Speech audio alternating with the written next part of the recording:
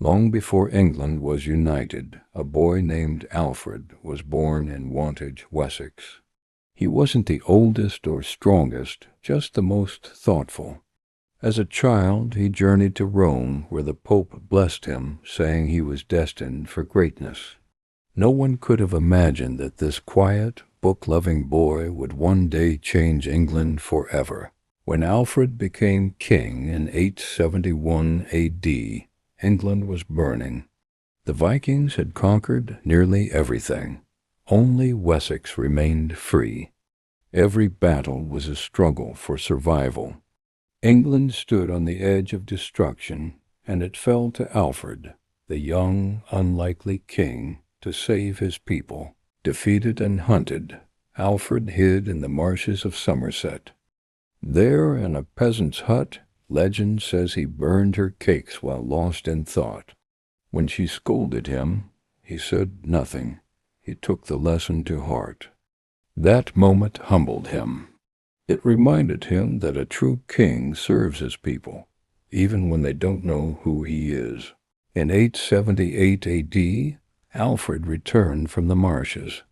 He rallied his army and met the Vikings at Edington in one final stand. Against all odds, Alfred triumphed. He spared the Viking leader Guthrum's life and baptized him as a Christian, mercy instead of revenge. That victory didn't just win a battle, it saved an entire people. For the first time, the English began to unite. After war came rebuilding. Alfred strengthened towns, built ships, and revived education. He personally translated Latin books into English so that ordinary people could learn.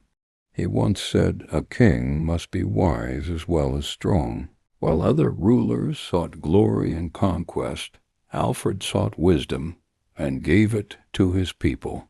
Alfred reformed the law, grounding it in justice and faith. He built England's first navy, created fortified towns, and ensured peace across the land. He believed his duty was not power, but protection. Under his rule, England began to feel like one nation. He wasn't just a warrior or a scholar, he was a builder of a country. When Alfred died in 899 A.D., his people simply called him our wise king.